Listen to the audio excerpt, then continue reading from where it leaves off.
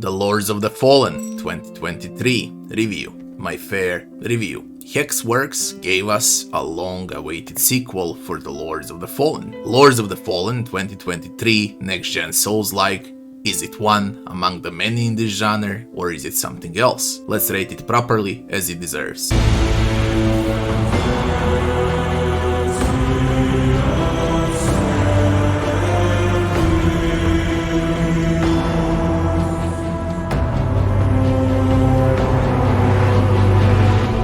First section is the story. A bit of confusing story, like it always is with Soulslikes. You will discover the secrets in the world of Mornstead through item descriptions, environments, and NPC conversation. It is one story blasted into bits and pieces that will act as one big puzzle to solve. Story is not important at all for this game, I mean for its gameplay, but it is a full Dark Souls-like approach on the story in this case. I enjoyed it way much more because of the western style the game has and because the overall darkness of the game. There is a good story hidden here, but you will need to dig deep in order to understand why is the lamp created, what happened in the world, why Ro got attacked, what happened with the king, and 1000 more questions. Basically, you will need to dig deep to discover your purpose in the game. 8 out of 10 for the story. Next section would be game bugs and optimization.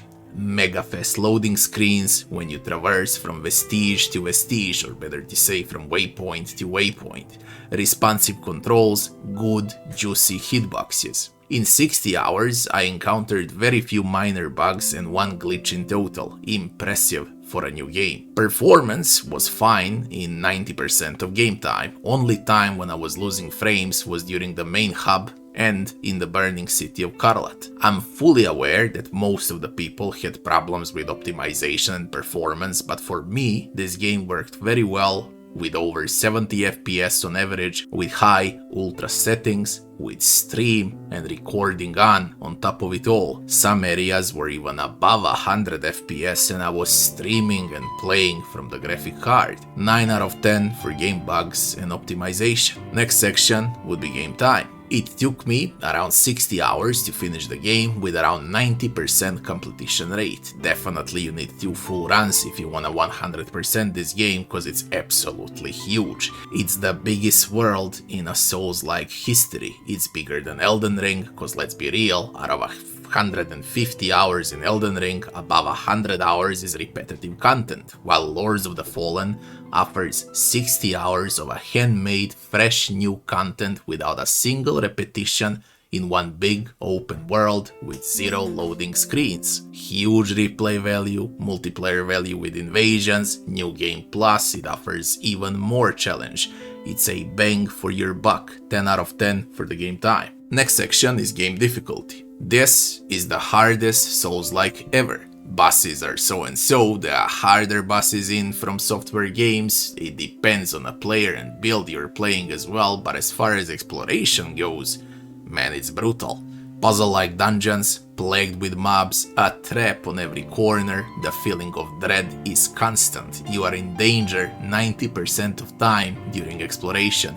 Everything in this world wants to kill you, even the air itself. Lords of the Fallen captures the feeling of dread from Dark Souls 1.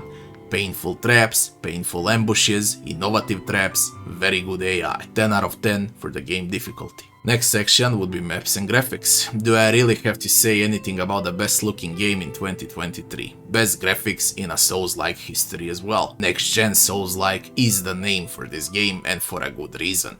Breathtaking areas in a dark game. Darkest Souls-like ever, by the way. Every single area in this game was handcrafted with unique secrets and encounters. There are around 20 different areas to visit and explore, with plenty of options for backtracking. This is by far one of the most impressive games in gaming history as far as graphics go. Shadows, they're brutal as well. There are not enough words to express how gorgeous this game actually is. Mapping, on the other side, the entire world is interconnected. It's like Dark Souls 1, but it's on steroids, okay? Everything is around the main hub or better to say, around the bridge, and as you discover more and more shortcuts will open, and you will see how the entire world perplexes and connects into one single spot. Map design is out of this world. It's absolutely great. 10 out of 10 for maps and graphics. Next section would be gameplay. Pure perfection, great hitboxes, responsive controls. Souls-like veterans will feel at home with Lords of the Fallen. Addicting combat, even better exploration part. Demanding puzzles where you will use your lamp to traverse from Axiom, Land of the Living, to Umbral, the Land of the Dead. Main features, well, surprises, and I got to say it again, it's important, the feeling of dread while playing, with plenty of surprises. You are in danger non-stop, you think it's safe road, bam, floor breaks and boss battle begins while you only have one potion left. Crazy innovative game, in other words. What Dark Souls 1 did years ago, nearly 15 years ago, well, that's what Lord of the Fallen did in 2023. Groundbreaking game and new Souls-like standard. Golden standard. Student has surpassed the teacher. Hexworks has surpassed From Software at this moment. 10 out of 10 for the gameplay. Next section would be leveling and itemization. There are tons of things to do here, so I'll be short. 2000 items, from classic consumables to quest items that can change the ending of the game. Health upgrades, armor things, weapon upgrades with classic chunks plus rune upgrades for weapons. Classic souls for attribute allocation while you rest and level up. Above 10 different classes to play with, over 200 different builds in total. Spells, ranged, melee, mix of all. Everything is covered. Oh yeah, there are also Umbral lamp upgrades and eye socket slots in the lamp. Armor sets are gorgeous, by the way. Weapons look great as well. I'll put it short now. Over 400 developers worked on this game. The game was for 4 years in development, with 194 weapons to discover and 339 armor pieces, as well as 76 unique spells and catalysts. Absolutely astounding for a Souls-like. 10 out of 10 for leveling and itemization. Next section would be NPCs and enemies. Great enemy variety, plenty of different enemies in the game, from classic mini-mobs to elites, sinners that act as mini-bosses to heretics that act as big world bosses. Over 30 bosses are in the game in total. And yeah, there are also enemies from the Umbral dimension on top of it all. NPCs are an important part of the story, but you will need to dig deep in order to understand their purpose in the world and their personal quests. Bosses, heretic bosses, are in most cases double or sometimes even triple phased fights, while sinners are usually one or double phase fights. Boss variety is huge, design is great, and plenty of them are memorable and unique. 10 out of 10 for NPCs and enemies. Last section would be music and sound.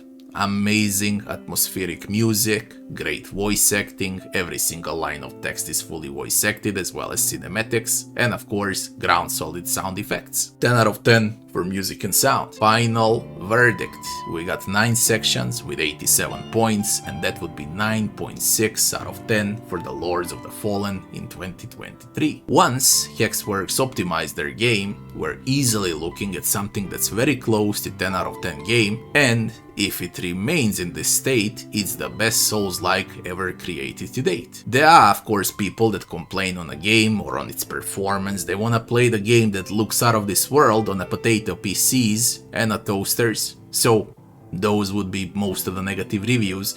Even those that own better PCs don't know how to adjust settings and install new drivers. So there are people that just wanna plug and play. And yeah, if play doesn't work, it's immediate bad review. There are also plenty of people that complain on a game difficulty, how it's too hard. And yes, it's a hard game, but it's very fair. Get good, die, learn, and repeat until you get better. There are people that want to play in this dreadful world of Mornstead in co-op and ruin their survival experience, so of course they will rate the game lower. Cause let's be real, co-op sucks and it's just there to make the game easier, like From Software did with Elden Ring. They made Elden Ring soft and very stupid because of the option to co-op. But that's the way how everyone can play the game. but not how it's intended to be played. Lords of the Fallen will not give you that option. Get better and play the game. This is the game made for high ultra settings, made to be played in a dark room with a gamepad in your hands, strong coffee and silence. It is a game that you need to experience, explore, triple check every area in detail, learn its mechanics and train your patience. It is not a game for everyone. After all, you want something brain dead with arrow above your head, you got upcoming Spider-Man 2 for example for that type of gameplay, or plenty other Supermans,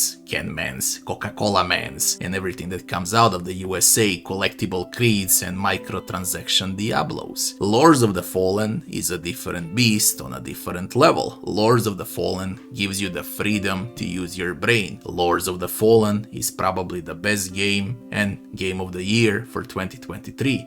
It depends how Rogue Trader turns out to be, but right now, Lords of the Fallen is a clear winner. The game is worth every single penny and every single minute. If you enjoyed this video, don't forget to like, share and subscribe, and I'll be seeing you on the next one. Thanks for watching.